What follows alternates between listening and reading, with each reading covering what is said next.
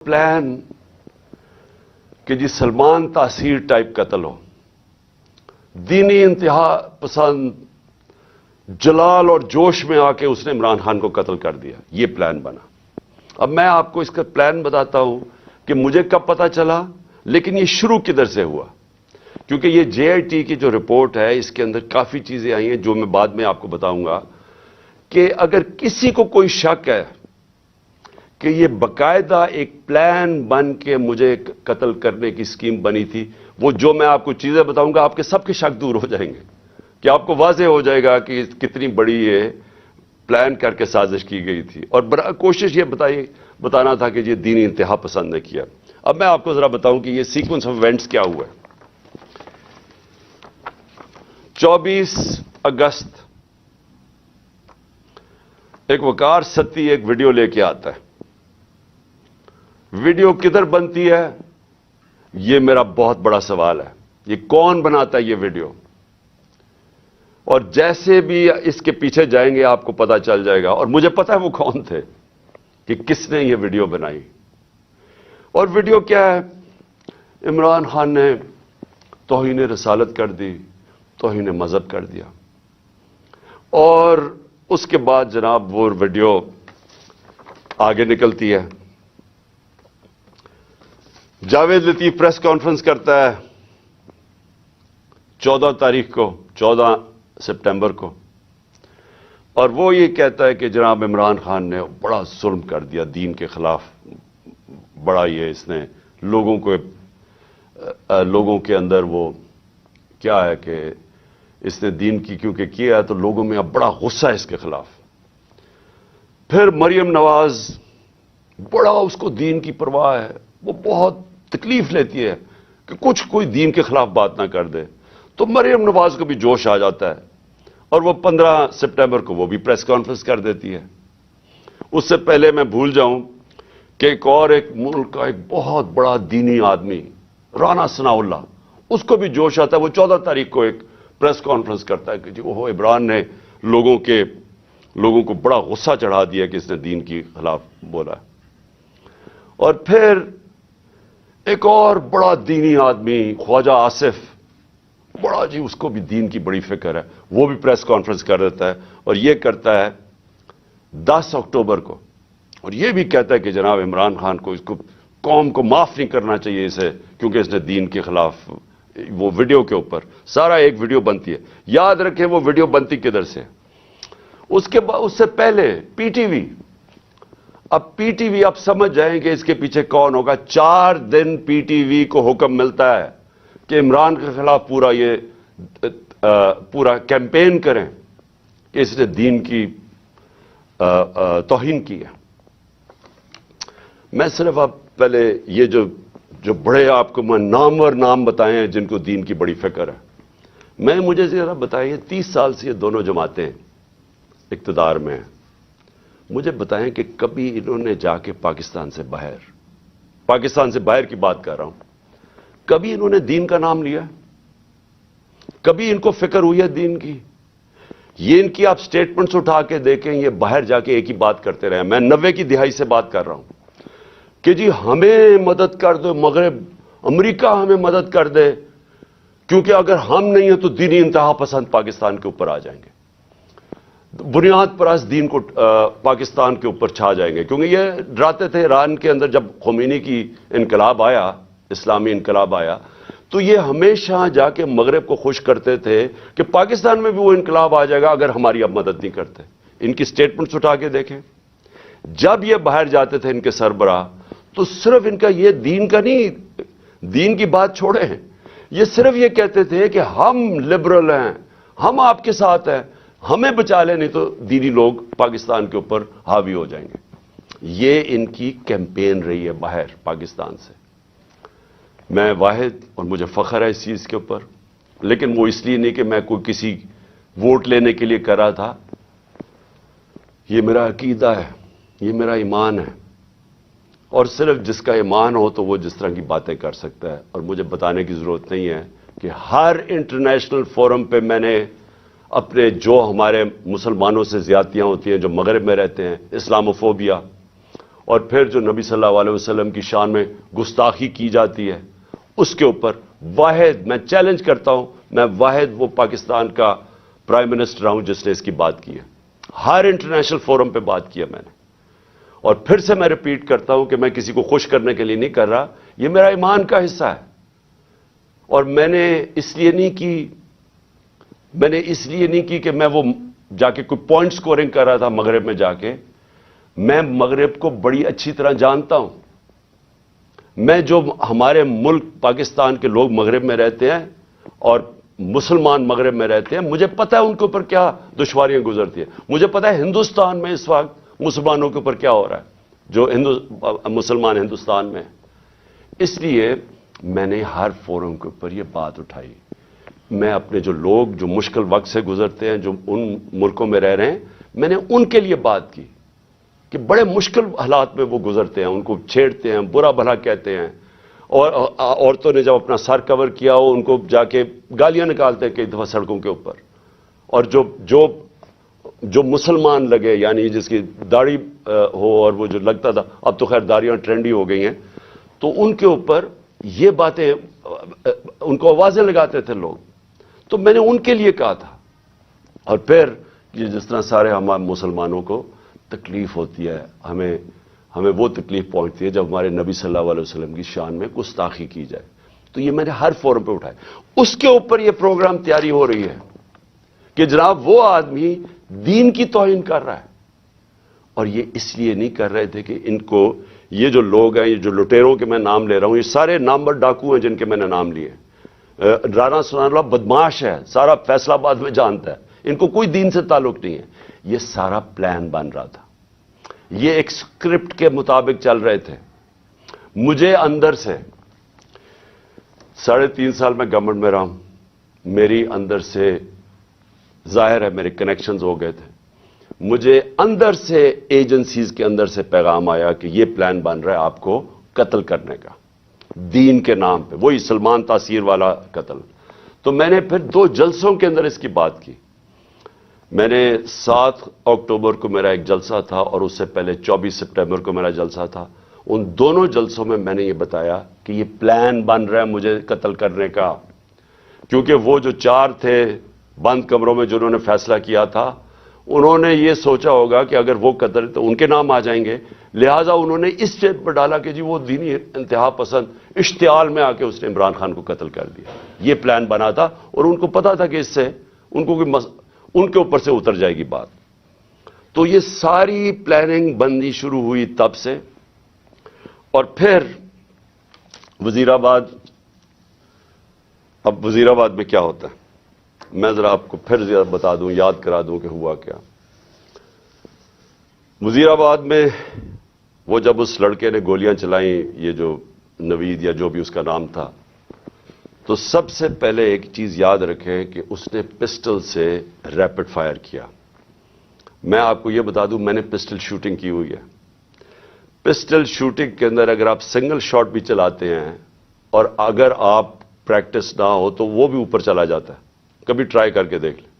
لیکن اگر آپ ریپڈ فائر کرتے ہیں تو وہ ناممکن ہے، جب تک آپ کو پریکٹس نہ ہو وہ ناممکن ہے کہ وہ سیدھا اوپر نہ چلا جائے. اس لڑکے نے، اور اگر وہ پیچھے سے وہ ابتسام ہمارا ہیرو نہ آتا، وہ بھی اللہ نے بچانا تھا مجھے، وہ نہ اوپر اس کے ہاتھ کرتا تو وہ یہ ساری گولیاں اوپر لگنی تھی. وہ کیونکہ اس کا ہاتھ لگتا ہے وہ اس کی گولیاں نیچے لگتی ہیں، لیکن اس کا ہاتھ ایسے جاتا ہے وہ اوپر نہیں جاتا. اس کا مطلب وہ ٹرینڈ آدمی تھا. تو وہ ادھر سے گولیاں آتی ہیں. لیکن جب میں گر رہا تھا، میری ٹانگ پہ جب گولیاں لگیں، کیونکہ ٹانگ پہ جب گولیاں لگی میں گر گیا، تو جب میں گر رہا تھا میرے اوپر سے گولیاں، اور مجھے واضح ہوا کہ دو مجھے سنے، ایک اس کا برسٹ سنا اور اس کے اوپر ایک اور میں نے 2 برسٹ، یعنی کہیں اور سے بھی گولیاں آئیں. میں کہتا رہ گیا کہ سامنے سے گولیاں آئی ہیں، کیونکہ مجھے اوپر سے گولیاں میرے گزری جب میں گر رہا تھا. تو ایک دم میں ابھی ہاسپٹل پہنچتا ہی نہیں ہوں، شوکت تھانہ پہنچتا نہیں ہوں، اس کی سٹیٹمنٹ آ جاتی ہے، ایک ریکارڈ کر کے اس کی سٹیٹمنٹ آ جاتی ہے. اور ریکارڈ سٹیٹمنٹ کیسے آتی ہے؟ اس کی ریکارڈڈ سٹیٹمنٹ آتی ہے کہ میں اکیلا تھا. یہ سب سے امپورٹنٹ چیز ہے. کسی نے اس کو پروگرام کیا ہوا تھا. اگر آپ کو شک بھی ہونا کہ یہ آدمی یہ طوطا اس کو پڑھایا نہیں ہوا تھا تو اس کی آپ پہلی سٹیٹمنٹ سنیں کہ میں اکیلا تھا. کیا ضرورت ہے آپ کو کہنے کی میں اکیلا تھا؟ آپ نے تو یہ پڑھایا گیا نا کہ جی میرا بڑی توہین ہو گئی مذہب کی اس لیے میں نے عمران خان کو مار دیا. اسکرپٹ تو یہ تھی. اکیلا کدھر سے ایڈ ہو گیا؟ اس لیے اکیلا تھا کیونکہ اگر اور تھے تو اس کا مطلب کہ دینی انتہا پسند نے نہیں مارا. اگر اور پتہ چل جائے گولی مارنے والے تو اس کا مطلب کہ پورا ایک پروگرام بنا ہوا تھا عمران خان کو قتل کرنے کا. تو اس لیے اس نے میں اکیلا تھا. اور اس کی جو پہلی سٹیٹمنٹ تھی وہ بھی بڑی مزیدار ہے. کون سے پولیس ابھی گولیاں لگی ہیں مجھے, ابھی میں ہاسپٹل بھی نہیں پہنچا, تو کون سا پولیس ایک سٹیٹمنٹ اس کی ریکارڈ کر کے تو جا کے سلیکٹڈ لوگوں کو دیتی ہے, وہ جو کہ مخالف ہے تحریک انصاف کے, ان رپورٹرز کو دیتے ہیں جو ہمارے خلاف ہے. اب یہ ذرا سنیں, اس کی سٹیٹمنٹ آتی ہے اور سٹیٹمنٹ ریکارڈ کون کرتا ہے؟ ڈی پی او گجرات اپنے فون سے اس کی سٹیٹمنٹ ریکارڈ کراتا ہے, اور ڈی پی او گجرات اس کے فون سے کدھر جاتی ہے سٹیٹمنٹ؟ وہاں رکتی نہیں ہے سٹیٹمنٹ. یعنی چلیں اگر آپ اپنے لیے, آپ نے پولیس نے اپنے لیے سٹیٹمنٹ رکانی چلے وہ بھی مان لیں, لیکن نہیں, ابھی تفتیش بھی نہیں ہوئی, ایف آئی آر بھی نہیں کٹی, اور وہ سٹیٹمنٹ کس کو بھیجتا ہے؟ اب ذرا دیکھ لیں. وہ ریکارڈ کرواتا ہے 1 گھنٹے کے بعد سٹیٹمنٹ, لیکن 6:01 میں غریدہ فاروقی ٹویٹ کرتی ہے. وہ 6:02 وقار ستی جس نے پہلے ویڈیو ریلیز کی تھی وہ ٹویٹ کرتا ہے. 6:02 میں مرتضی سلنگی ٹویٹ کرتا ہے. وہ حامد میر 6:03 پہ ٹویٹ کرتا ہے. اور جو آپ کو پتا ہے کہ ہمارا کتنا خیر خواہ چینل ہے جیو نیوز, وہ 6:04 پہ کرتا ہے ٹویٹ, یعنی پروگرام اس کے دکھاتا ہے وہی اس کی سٹیٹمنٹ. اور پھر سما آپ کو اگلا پتا کہ وہ ہمارا کتنے خیر خواہ چینل ہے, یعنی چن کے ان چینلز کو ہی بھیجا جاتا ہے. وہ کرتا ہے, وہ بھی 6:04 پہ کرتا ہے, اور اس کے بعد پھر باقی چینلز آتی ہیں.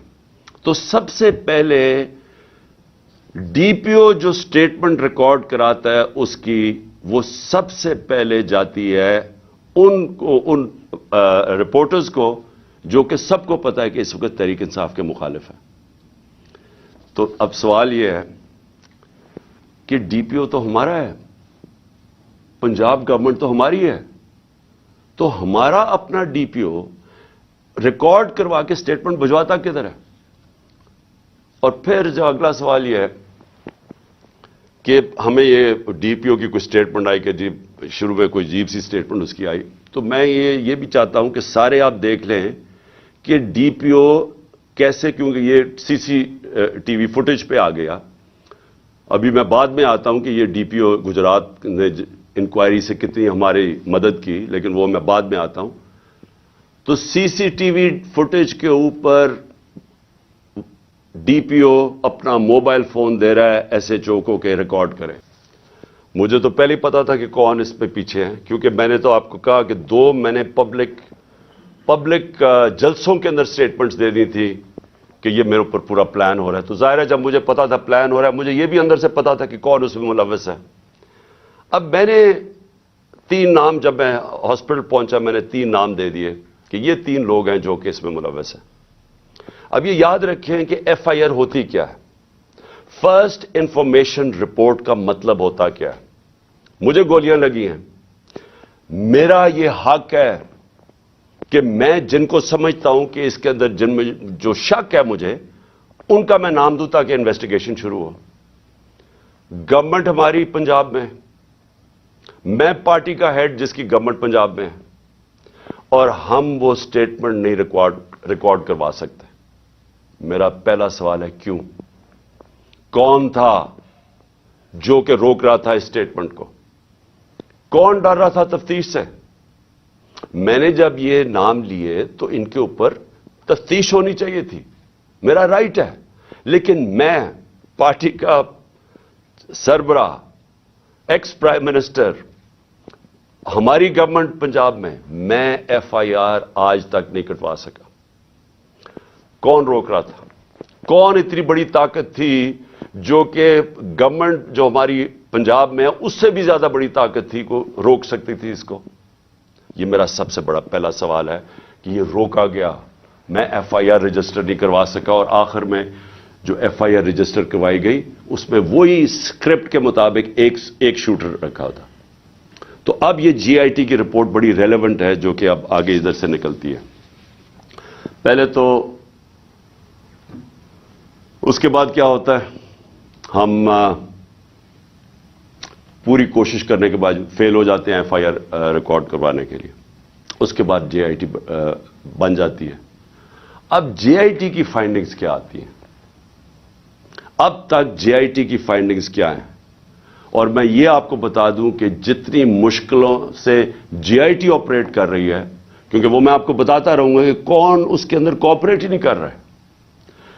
جب جے آئی ٹی نے ڈی پی او کو کہا کہ آپ کا ہمیں موبائل فون کی ضرورت ہے، ہمارے نیچے پنجاب گورنمنٹ کے نیچے ڈی پی او منع کر دیتا ہے، ڈی پی او واضح کہہ دیتا ہے کہ میں نہیں آپ سے کوآپریٹ کرتا، آتا بھی نہیں ہے۔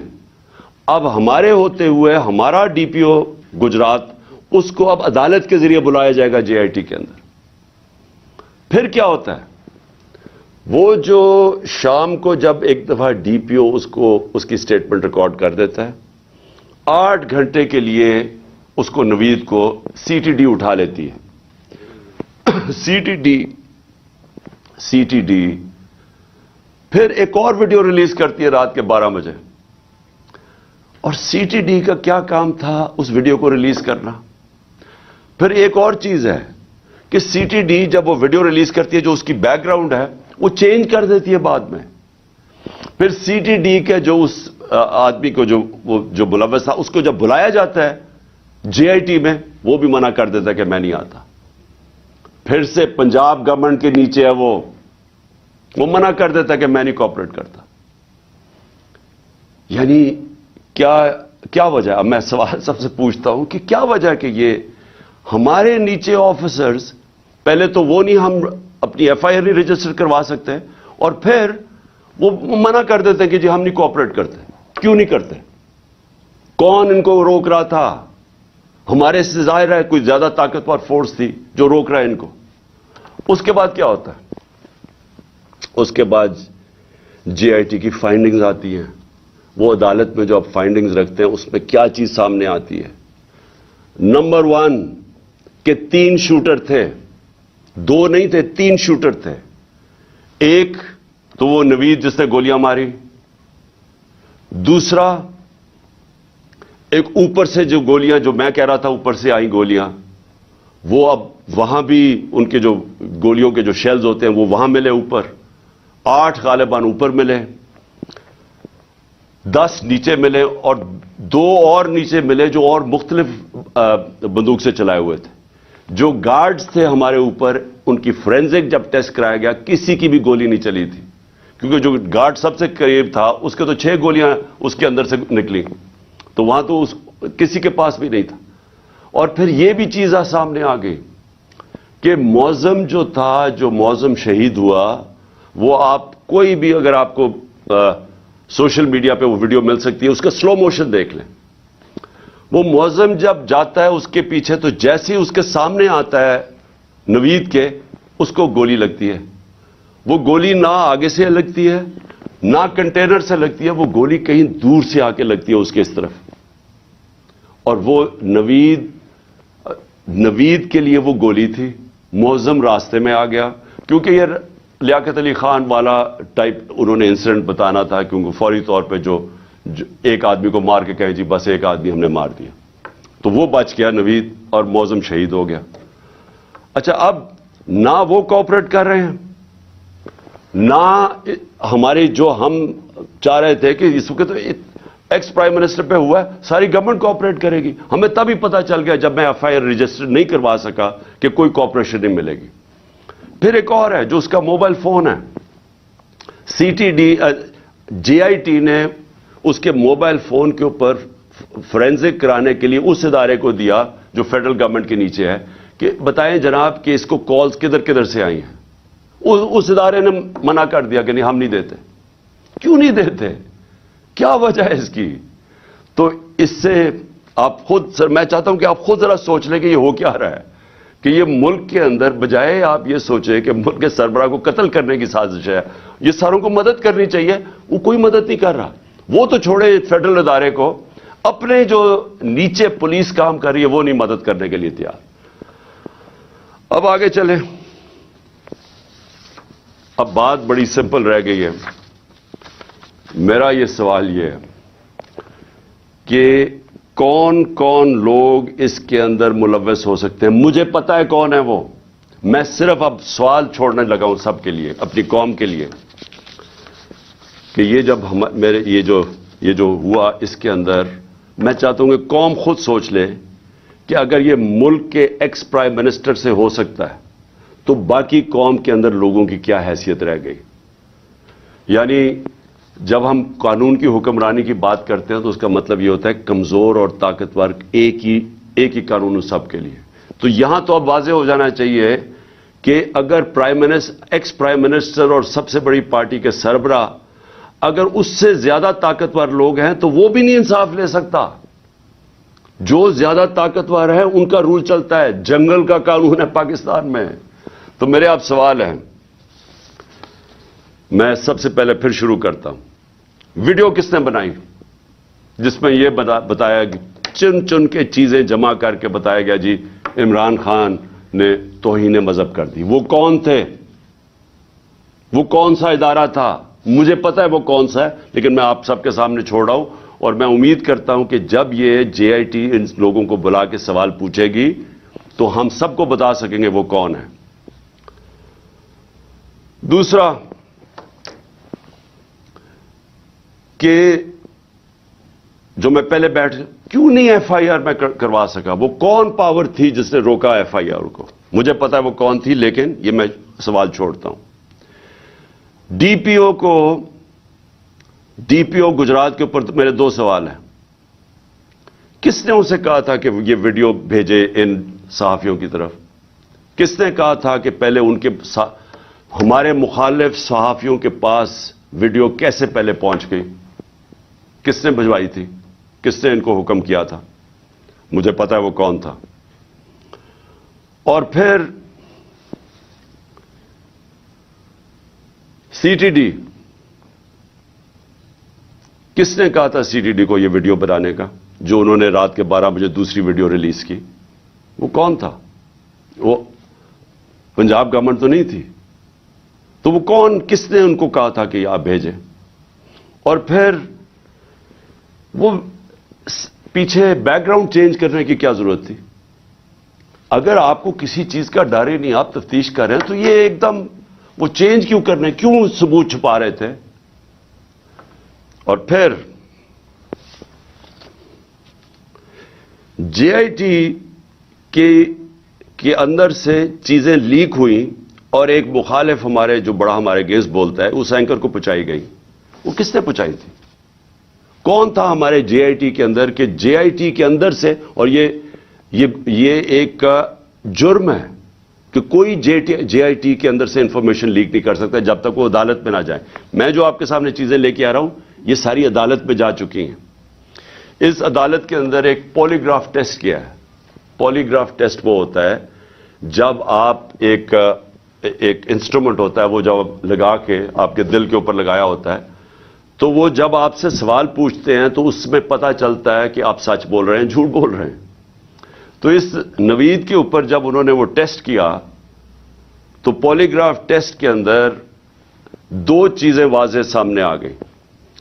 ایک، جب نوید سے پوچھا گیا کہ آپ کے ساتھ کن کن لوگوں نے، صرف ایک آدمی کے علاوہ کسی نے آپ کو کانٹیکٹ کیا تھا؟ اس نے کہا نہیں کیا تھا. جھوٹ نکلا. وہ جھوٹ اس لیے واضح ہو گیا کہ اس کے پیچھے پورا ایک پلاننگ ہوئی تھی، اس کو پورے تیار کر کے بھیجا تھا. دوسرا اسے سوال پوچھا گیا کہ کیا آپ کو ٹریننگ تھی پسٹل شوٹنگ کی؟ اس نے کہا کوئی ٹریننگ نہیں تھی. وہ پھر جھوٹ صاحب آ گیا پولی گراف کے اوپر، کیونکہ ظاہر ہے وہ ٹرینڈ آدمی، اس کی ٹریننگ کروا کے بھیجا گیا تھا. تو سارا جو انہوں نے پورا کیس بلڈ کیا تھا کہ ایک دینی انتہا پسند نے عمران خان کو قتل کیا، اور اس نے شروع میں تو کہا کہ میں نے مار دیا ہے، تو وہ جو سارا کیس تھا وہ سارا کیس انہی جے آئی ٹی کی فائنڈنگ سے ختم ہو جاتا ہے. جس وقت 3 شوٹر آ گئے تو اس کا مطلب ایک پلان طریقے سے یہ اسیسینیشن اٹیمپٹ تھی. اور جب اس کے اوپر یہ بھی چیزیں واضح ہو گئی کہ اس کو ٹرین کیا ہوا تھا، تو اور پھر یہ بھی پتہ چل گیا کہ یہ کوئی دینی آدمی نہیں تھا. جس طرح وہ جو میں نے خواجہ آصف وغیرہ کے نام لیے ہیں، رانا ثناء اللہ وغیرہ کے اور مریم نواز کے، یہ کوئی دینی لوگ نہیں ہیں. اسی طرح یہ بھی کوئی دینی آدمی نہیں تھا کہ جس کو بڑا اشتعال میں آ کے یہ کچھ کرے. تو یہ بھی ایک پلانڈ اسیسینیشن اٹیمپٹ تھا. میں آخر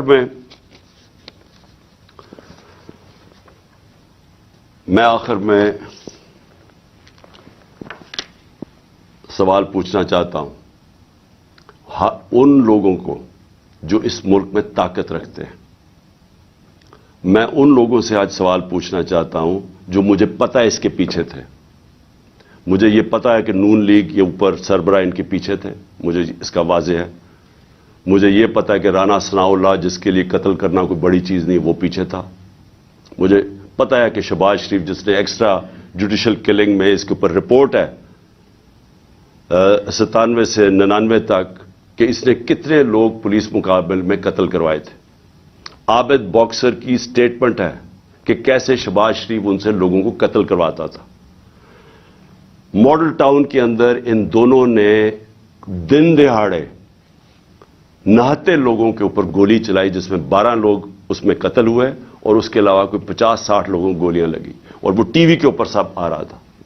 یہ وہ لوگ ہیں، ان کا تو مجھے پتہ ہے. لیکن مجھے جو ایک طرح افسوس بھی ہے اور ایک طرح اپنے ملک کی فکر بھی ہے کہ وہ لوگ جن کو ہم سمجھتے ہیں کہ اس ملک کی انہوں نے حفاظت کرنی ہے، جو اس ملک کے محافظ ہیں، وہ اس پلاٹ میں کیسے شامل ہو گئے؟ کیونکہ ان کے بغیر یہ ہونا نہیں تھا.